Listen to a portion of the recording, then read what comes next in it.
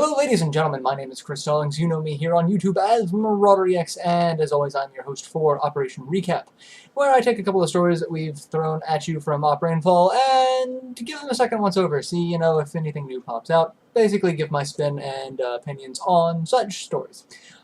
This week is no different. I got a couple of stories for you. Starting off, we've got Soul Calibur 2 HD Online. I really don't know how to feel about this one. I loved the Soul Calibur series in the beginning. I loved Soul Edge. I actually tracked down every arcade in my area that had a copy of that so I could just dump quarters into it. And then Soul Calibur came out, and that was one of the deciding factors that made me get a Dreamcast. Besides that, and I was a huge Sega fanboy back in the day. So the Soul Edge Calibur series has always been a big part of my gaming repertoire. But I kind of started losing interest in Soul Calibur 2. And this one, I'm not entirely sure how I'm going to feel about it until they show some more information. It's HD remake, it's online, something that the original Soul Calibur 2 didn't really have because that was right before the huge online gaming craze that has taken over modern gaming. Game came out on 3 consoles, the original Xbox, the GameCube, and the PS2. Each version had a unique character. That was part of the thing that really just kind of me. The GameCube version had Link, the Xbox version had Spawn, the PS2 version had Heihachi. And the characters, to me, felt a little, slapped on there. So, when Soul Calibur 3 was announced and they said, oh yeah, no, we're not doing that again, it's like, okay, great. And I loved Soul Calibur 3. And Soul Calibur 4 came back into the same thing with, Star Wars characters, and that's when Anyway, I'm getting completely off topic. But the Soul Calibur 2 HD remake, they have confirmed Heihachi will be in it, mostly because it is a character from their own franchise, so they don't have to have any sort of licensing rights to deal with there. But I would imagine they would have to deal with Nintendo to get the rights and licenses to Link. And then you've got Spawn with Todd McFarlane. I'm not entirely sure if Nicrid will be in it. He was a character created by Todd McFarlane for the game specifically, and he was on every version. So that's that's unique. That's odd. I'm glad to see they're going a little old school, but 2, not exactly the game I would have picked for this. But at the same time, it's old enough to where it could do with the HD online treatment. I would have gone with Soul Calibur 1 personally, but that's because, fan favorite. That's it. So, yeah. Next up, stories. This is one that actually really intrigues me as well. Sneak peek at Dragon Crown's Dreamcast possibility.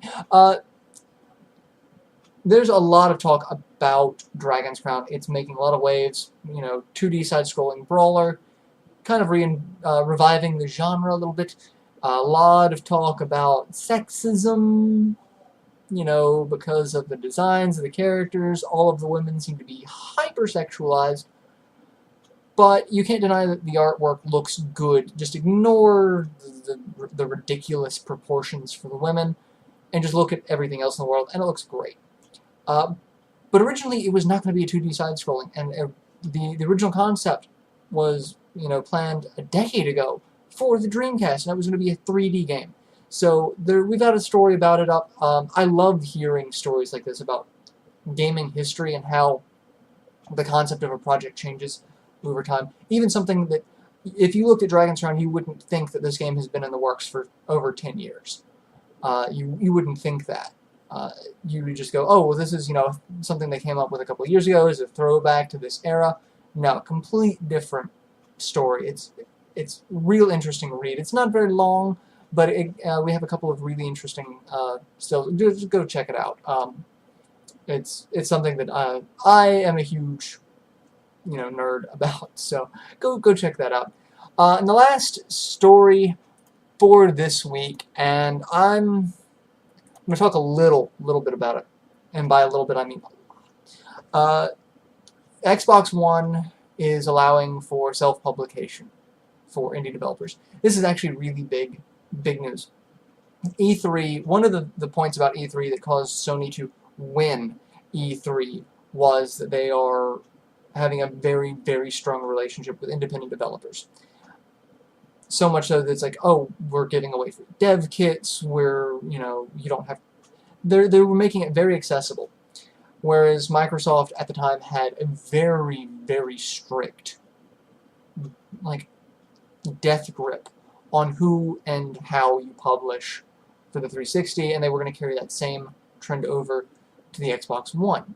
Meaning you had to have a third-party publisher. You either had to publish through them, in which case it gave them control of whatever content you were trying to publish, or you'd have to go through a larger third party that already has an existing relationship with Microsoft, someone like Capcom, something like that.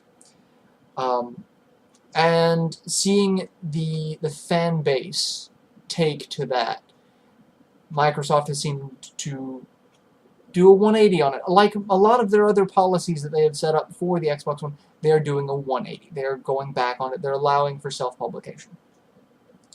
This is one thing that I'm actually really excited about for them, because they really needed to let go of the death grip. Indie developers are on the rise, and it's something that you can either get on board with or you can watch it pass by you. There have been so many indie developed games that have just taken the world by storm lately that it's becoming a little ridiculous to say that you can't, we don't want your game because you're not working with someone who's already established, even though the popularity of your title has already been seen.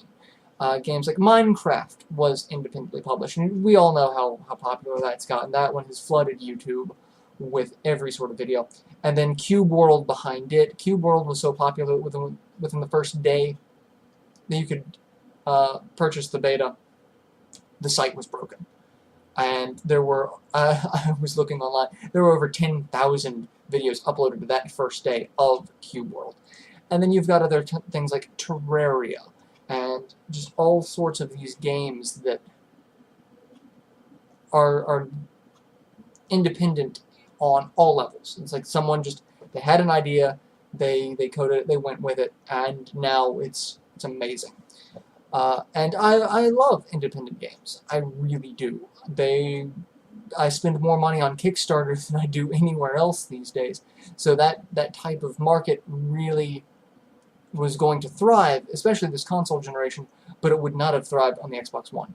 And now Microsoft's saying, hey, come to us, let's try this out, let's see if we can come to a nice middle ground.